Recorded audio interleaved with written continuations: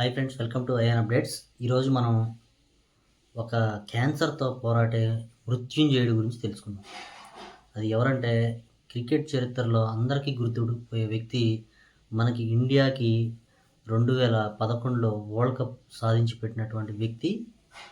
అలాగే అందులో man of the సిరీస్గా గెలిచినటువంటి వ్యక్తి యువరాజ్ సింగ్, పంజాబ్ కా షేర్. 2011లో వరల్డ్ కప్ ఆడుతూనే కొన్ని మ్యాచెస్‌లో యువరాజు వామిటింగ్ చేసుకోవడం, అలాగే అన్‌ఈజీగా ఫీల్ అవ్వడం ఉంది. అటువంటి టైంలో కూడా యువరాజు తనకి బానే ఉంది, ఏమీ కాలేదు అనుకున్నాడు. సడెన్‌గా వరల్డ్ కప్ ఫైనల్ కంప్లీట్ అయిన తర్వాత అతను ఎళ్లి చెకప్ చేయించుకుంటే అతనికి ఊపిరితిత్తులో ఒక ట్యూమర్ ఉన్నట్టు తేలింది. అతనికి అప్పుడే క్యాన్సర్ ఉన్నట్టు అనిపించింది. అప్పుడు ఒక్కసారే అతనికి ప్రపంచం అంతా శూన్యంగా కనిపించింది. కానీ మనందరికీ తెలియందేంటంటే, ఇండియాకి వరల్డ్ కప్ గెలిపించాలని యువరాజ్‌కి ఆ తపన చాలా బాగుండేది. ఆ టైంలో క్రికెట్ ఎవరైనా చూసేవాళ్ళైతే వాళ్ళకి బాగా తెలుసు.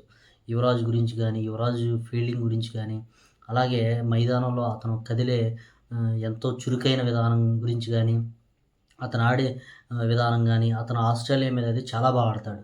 అలాంటి మ్యాచెస్ కానీ చూసుకుంటే, అలాగే ఇంగ్లాండ్‌తో కూడా ట్రై సిరీస్‌లో కూడా మనకి ఫైనల్ మ్యాచ్ గెలిపించడం, సౌరవ్ గంగూలీ షర్ట్ ఇప్పి తిరగడం, ఆ మ్యాచ్ అయితే ఆద్యంతం రక్తి కట్టించేస్తది మనందరికి.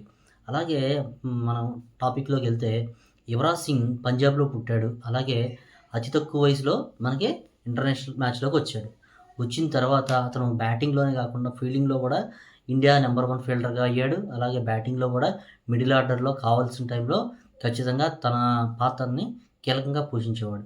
అదే కాకుండా తన ఫీల్డింగ్ గానీ, అలాగే బౌలింగ్ చూసుకుంటే ఆద్యంతం వరల్డ్ కప్ ఫస్ట్ మ్యాచ్ నుంచి మన ఇండియా వరల్డ్ కప్ ఎత్తే క్షణం వరకు కూడా అతను అతను బ్యాటింగ్ గానీ, బౌలింగ్ గానీ, ఎస్పెషల్లీ ఆ సిరీస్‌లో మనం చూసుకుంటే ఆల్ రౌండర్‌గా యువరాజ్ సింగ్ చాలా కీలక పాత్ర పోషించాడు. ఆ ఫైనల్ మ్యాచ్ ఒక్కటే మనకు చూడలేదు గానీ, రిమైనింగ్ మ్యాచెస్ చూసుకుంటే యువరాజ్ సింగే చాలా మ్యాచెస్ గెలిపించాడనేది ఉంది.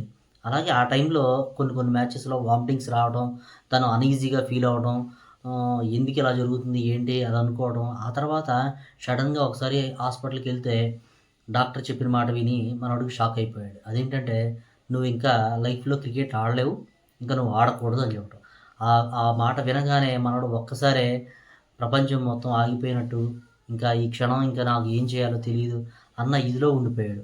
ఆ టైంలో అతను తీసుకున్న దృఢ నిశ్చయం ఏంటంటే, ఎలాగైనా నేను ఖచ్చితంగా ఇండియాకి వరల్డ్ కప్ మ్యాచ్ గెలిపించాలి. ఎట్టి పరిస్థితుల్లో నా ప్రాణం పోయేంత వరకైనా పోరాడి ఇండియాకి వరల్డ్ కప్ గెలిపించాలనే పంతంతో ఉండి ఫైనల్ వరకు ఆడిన తర్వాత అప్పుడు అతను చికిత్సకెళ్ళాడు. చికిత్సకెళ్ళిన తర్వాత అమెరికాలో చికిత్స చేయించుకొని మళ్ళీ 1 ఇయర్‌లో కోలుకొని మళ్ళీ ఇండియన్ జెర్సీ యేసుకున్నాడనమాట. ఇదంతా రీసెంట్‌గా జరిగిన ఒక ఇంటర్వ్యూలో మైకెల్ వాన్ చేసిన ఇంటర్వ్యూలో యువరాజ్ చెప్తున్నప్పుడు నిజంగా ఆ ఇంటర్వ్యూ చూస్తుంటే కళ్ళమ్మట నీళ్ళు రాకుండా కాదు. నిజంగా ఇన్‌స్పైరింగ్ చాలామందిని మనం తీసుకుంటాం. అలా సచిన్ టెండూల్కర్, అలాగే క్రికెట్‌లో చూసుకుంటే ఎంఎస్ ధోని, విరాట్ కోహ్లీ, ఇలాగ రోహిత్ శర్మ, అలాగే చాలామందిని తీసుకుంటాం అనమాట. మనం యువరాజ్ సింగ్ కూడా ఏంటంటే అలాంటి ఇన్‌స్పైరింగ్ పర్సన్. నిజంగా చెప్పాలంటే వీళ్ళందరితో పోల్చుకుంటే యువరాజు క్యాన్సర్ తర్వాత కూడా మళ్ళీ తిరిగొచ్చి తను మళ్ళీ దేశం తరపు ఆడాలన్న కల ఉంది చూడండి. అది చాలా ఇన్‌స్పైరింగ్‌గా ఉంటది. నిజంగానే మనం చాలామందిని క్యాన్సర్ పేషెంట్‌లు చూస్తుంటాం. వాళ్ళు 1, 2, 3 కీమోథెరపీలు అవ్వంగానే చాలా డల్ అయిపోతారు. లేదంటే హెల్తీగా ఉండరు. లేదంటే అంత ఎనర్జీగా ఉండకపోవడం ఉంటుంది. కానీ క్రికెట్ అలా గాదు. క్రికెట్‌లో నిరంతరం శ్రమిస్తేనే తప్ప బాడీ ఫిట్‌నెస్‌గా ఉండాలి. రన్నింగ్ చేయాలి, పరిగెట్టాలి. ఇలా చేస్తేనే తప్ప మళ్ళీ ఇంటర్నేషనల్ దాంట్లో సెలెక్ట్ అవ్వడం కష్టం.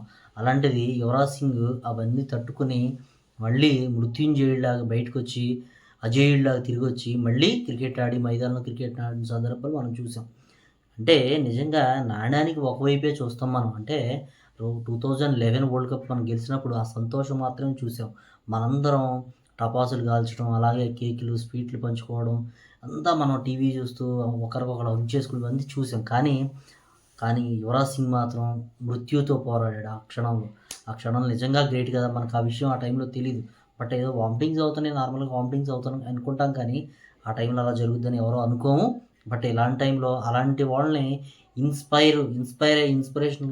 ఇన్స్పిరేషన్ తీసుకోవాలి. అలాంటి స్టోరీస్ కూడా నిజంగా ఇలాంటి వాళ్ళ స్టోరీస్ నిజంగా పిల్లలకి తెలియజేస్తే ఇన్ ఫ్యూచర్ ఏంటంటే వాళ్ళకి ఒక ఇన్‌స్పైరింగ్‌గా ఉంటుంది. అలాంటి వాళ్ళ స్టోరీలు వినడం వల్ల, అలాంటి స్టోరీస్ చదవడం వల్ల కూడా మనం గూడా పట్టుదలగా సాధించాలి. సాధించలేనిదంటూ ఏది ఉండదు. కష్టపడితే సాధించలేనిదంటూ ఏది ఉండదు. మనం కమిట్మెంట్‌తో పనిచేస్తే మనం సాధించలేనిదంటూ ఏది ఉండదని నిరూపించడానికి మన యువరాజ్ సింగ్ ఒక ఎగ్జాంపుల్‌గా చెప్పుకోవచ్చు. Thank you.